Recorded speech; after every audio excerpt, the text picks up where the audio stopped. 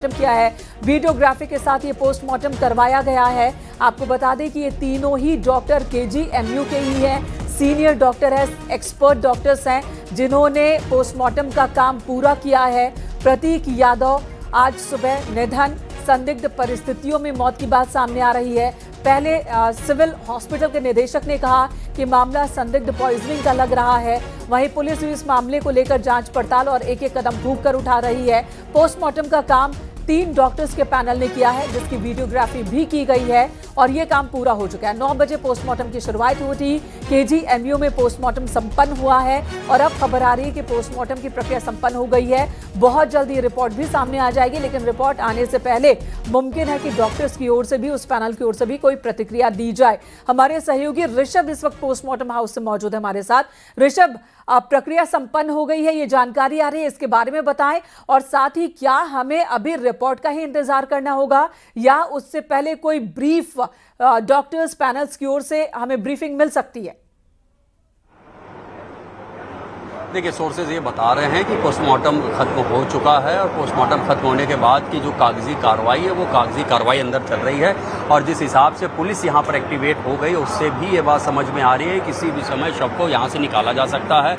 Police तैनात कर दी गई है, एक बैरिकेडिंग, एक रास्ता बना दिया गया है, रस्सा लगा के मीडिया कर्मियों को रस्से से दूसरी तरफ रखा गया है और जिस गेट से प्रतीक यादव का शव पोस्टमार्टम के बाद निकाला जाएगा वहाँ भी पुलिस तैनात हो गई है और अंदर सोर्सेज ने भी कंफर्म किया है कि पोस्टमार्टम खत्म हो गया है। तो ये बात मान के चलिए 4-5 मिनट और उसके बाद प्रतीक यादव का शव यहाँ से निकाला जाएगा। एम्बुलेंस बाहर लगी हुई है बताया गया है और उसी एम्बुलेंस से प्रतीक यादव के घर इस शव को ले जाया जाएगा।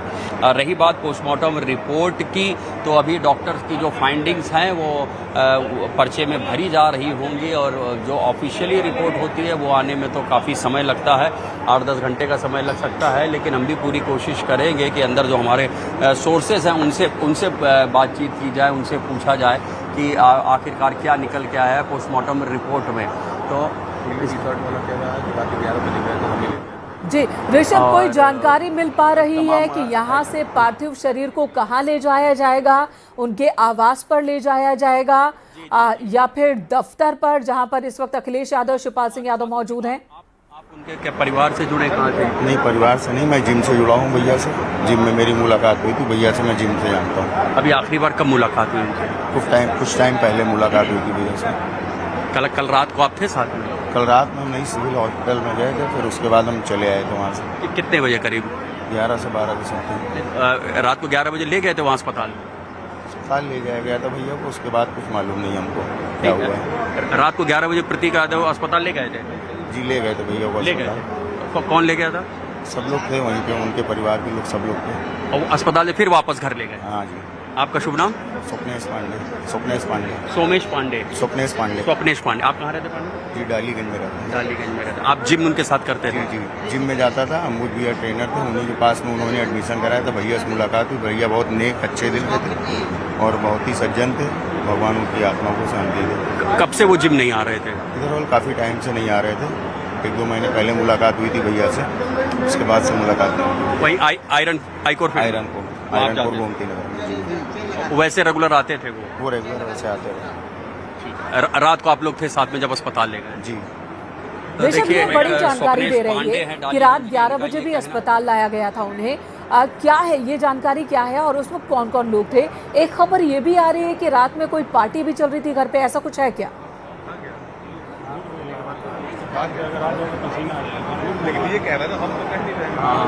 देखिए, यहाँ पोस्टमार्टम हाउस में ही ये खड़े हुए थे, जो बात हुई, इन्होंने अपना नाम स्वप्नेश पांडे डालीगंज का रहने वाला बताया। इनका ये कहना है कि रात को 11 बजे भी प्रतीक यादव को लेकर गए हुए थे सिविल अस्पताल, लेकिन कुछ देर बाद वो वापस घर गए। हालांकि इन सब बातों की तस्दीक करनी होगी क्योंकि यहाँ पर तमाम लोग ऐसे भी खड़े हुए हैं जिनका उस परिवार से, प्रतीक यादव से कनेक्शन कंफर्म नहीं है, लेकिन तमाम लोग हैं वो मीडिया में आकर बयान भी दे रहे हैं। अभी जब इस मामले की जांच शुरू होगी तो शायद इस बात की तस्दीक भी हो जाए कि क्या कल रात को 11 बजे भी प्रतीक यादव को सिविल अस्पताल ले जाया गया था और अगर ले जाया गया था तो क्या स्थिति थी उनकी और फिर किस स्थिति में वो वापस घर पहुँचे हैं। ऐसे तमाम फिर सवाल हैं जिनके जवाब तलाशे जाएंगे यहाँ तमाम लोग मौजूद हैं, अपने अपने ढंग से तमाम तरह के बयान भी दे रहे हैं। ऐसे बयानों की तस्दीक करना भी ज़रूरी हो जाएगा। ये देखने से लग रहा है कि कुछ ही देर में शव यहाँ से निकाला जा सकता है। अंदर जो हमारे सोर्सेज उन्होंने ये बात कन्फर्म की है कि ख़त्म हो गई है पोस्टमार्टम की प्रक्रिया। जो लिखा पढ़ी की कार्रवाई चलती है वो कार्रवाई चल रही है और यहाँ पुलिस भी उसी तरह से एक्टिवेट हो चुकी है। अलाउद्दीन, एक और जानकारी आ रही कि जिस कमरे में जिस बेड पर उनका पार्थिव शरीर मिला था उस कमरे को सील कर दिया गया है। इस बारे में विस्तार से बताएं। जो सादी वर्दी में वहां पर पुलिस अधिकारी और पूरी टीम पहुंची है, उन्होंने क्या क्या एक्शन लिया है घर के अंदर? क्या किचन में भी जांच पड़ताल हो रही है? क्या हो रहा है वहां? देखिए, जिस बात का जिक्र अभी थोड़ी देर पहले हो रहा था और जिन चीजों को संदिग्ध माना जा रहा था, धीरे धीरे उस पर से पर्दा उठ रहा है। सबसे अहम बात है कि हमारे सहयोगी ऋषभमणि त्रिपाठी अभी जिन उनके दोस्तों से बात कर रहे थे, उन्होंने एक और हॉस्पिटल का नाम लिया कि वहां पर उनके इलाज को लेकर के तमाम लोग गए थे। तो ऐसे में उस अस्पताल के बारे में जो खबरें आ रही है कि वो अस्पताल क्या मेदांता हो सकता है, जो कि एक सुपर स्पेशलिटी और हायर सेंटर है लखनऊ का। तो 11 बजे अगर लेकर के गए तो उस वक्त के क्या हालात थे अगर मेदांता या किसी अस्पताल में लेकर गए। अलाउद्दीन, दूसरी बात जो ये कि वहाँ पोस्टमार्टम हाउस के बाहर मौजूद हैं, स्वप्निल उनका नाम है, और वो कह रहे हैं कि रात में 11 बजे जब प्रतीक को अस्पताल ले जाया गया था उस वक्त वो साथ थे, ये उनका कहना है। और सिविल अस्पताल की ही बात कर रहे हैं वो कि सिविल अस्पताल हम लेकर गए थे रात में 11 बजे और फिर वापस घर लौट आए। अब ये इस खबर को लेकर और कितने पुख्ता तौर पर इसे कहा जा सकता है, क्योंकि अभी चूंकि पुष्ट नहीं है कि वाकई वो व्यक्ति संबंध रखते हैं नहीं रखते हैं, इसलिए हम पूरी तरह से दावे से नहीं कह सकते हैं। हॉस्पिटल के सोर्सेस क्या बता रहे हैं? देखिए, ऐसी खबरों में इंफॉर्मेशन को फौरन फ्लोट करने की जिम्मेदारी हम तमाम लोगों की है। इन्वेस्टिगेटिव एजेंसीज की जिम्मेदारी है कि उन पर सच्चाई कितने प्रतिशत और तमाम चीजें क्या है वो बताने की। इसीलिए इस पूरे घटनाक्रम को जब से कहा गया कि मामला संदिग्ध है तो तमाम पहलुओं को भी जांचा और समझाओ परखा जा रहा है। और शायद यही वजह है कि आज सुबह जब मैं बता रहा था कि 9 बजे के लगभग सादे ड्रेस में कुछ लोग आए, घर के अंदर गए, उनके साथ कुछ 6-7 के करीब जो पुलिसकर्मी थे वो भी अंदर गए और उस कमरे को सील करने की बात अब सामने आ रही है। तो ऑब्वियस है कि उन सबूतों के साथ कोई छेड़छाड़ ना हो, फॉरेंसिक जब टीम आए तो उसको सबूत सही तरीके से मिल सके, क्योंकि जो सूत्र है हमारे जो है सिविल हॉस्पिटल के, उनको शव उसी कमरे में मिला, उसी जगह पर मिला। वो उससे पहले कहाँ जाना उनका हुआ, क्या घटनाक्रम उनके साथ पेश आई, ये भी फॉरेंसिक की टीम इस बात को जानेगी, समझेगी और परखेगी और एक एक चीज को बिंदुवार और तथ्यात्मक तौर से चीजों को जोड़ा जाएगा। तभी कंक्लूजन पर निकला जाएगा कि जो घटनाक्रम पूरी रात से लेकर के आज सुबह उनकी मौत तक का रहा है उसकी कड़ियों को कैसे जोड़ा जाए। तो ऐसे में बात बेहद अहम हो जाती है कि जो सबूत हैं वो ना मिटे, जो कड़ियां हैं वो ना मिटे। बिल्कुल अलाउद्दीन, और ये बहुत जरूरी है कि जो भी खबर आए वो पुख्ता सोर्स से आए, पुख्ता सूत्रों से आए। अभी हम लगातार लाइव कवरेज कर रहे हैं, मौके पर हमारे सहयोगी मौजूद हैं अलाउद्दीन और ऋषभ। वहां पर जो व्यक्ति जो कह रहा है हम लाइव दिखा रहे हैं, लेकिन ये जो तमाम कथन है उनकी तरफ से है। न्यूज़ 18 इस दावे की पुष्टि नहीं करता जब तक कि आधिकारिक सोर्स से इन सभी बातों को सत्यापित नहीं कर दिया जाता है। ये एक अपने दर्शकों को एक बार फिर से हम बता देते हैं, जहां तक रात में उनकी तबीयत बिगड़ने की बात हुई, 11 बजे अस्पताल लाने की बात हुई, ये अभी पुख्ता सोर्स से बात सामने नहीं आई है। वहां पर मौजूद एक व्यक्ति दावे कर रहा है कि वो जिम से जानता था, प्रतीक यादव से जुड़ा हुआ था और रात में भी तबीयत बिगड़ने की उसने बात कही है। लेकिन साथ ही वो ये भी कह रहा है कि परिवार में कोई आना जाना उनका नहीं था। तो वो कितनी पुख्ता बात कह रहा है ये हम नहीं कह सकते, दावे नहीं कर सकते।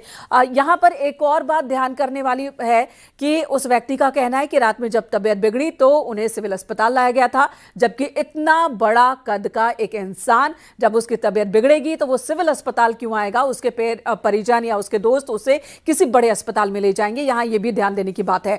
अलाउद्दीन, ये बताएं कि क्या आप तक ये खबर पहुंची है, कोई जानकारी कि पार्थिव शरीर को कहां ले जाया जाएगा? पोस्टमार्टम की प्रक्रिया पूरी हो चुकी है।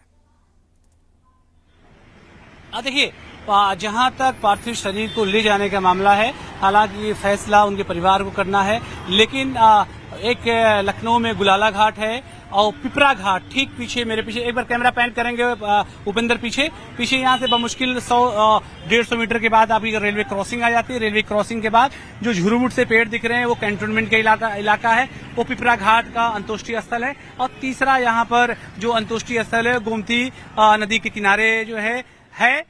तो ऐसे में जो ट्रेडिशन अभी फिलहाल यादव फैमिली में चलता है या इस इलाके में जो चलता है वो पिपरा घाट का ही के अंतोष्टि स्थल का ही चलता है। लेकिन मैंने 3 अंतोष्टि स्थलों का आपको जिक्र किया, एक गुलाला घाट का जिक्र किया, एक जिक्र मैंने आपको पिपरा घाट का किया, भैंसा कुंड तीसरा है जो मैं गोमती की नदी किनारे का मैं कर रहा था। सबसे बड़ा सेंटर तो भैंसा कुंड ही है। तो ऐसे में फैसला इन तीनों जगहों में से फैमिली को परिवार को करना, आगे आए फैमिली और परिवार को करना है कि आखिर उनका अंतिम संस्कार कहाँ होना है। लेकिन संभावनाएं इन तीनों जगहों पर हैं।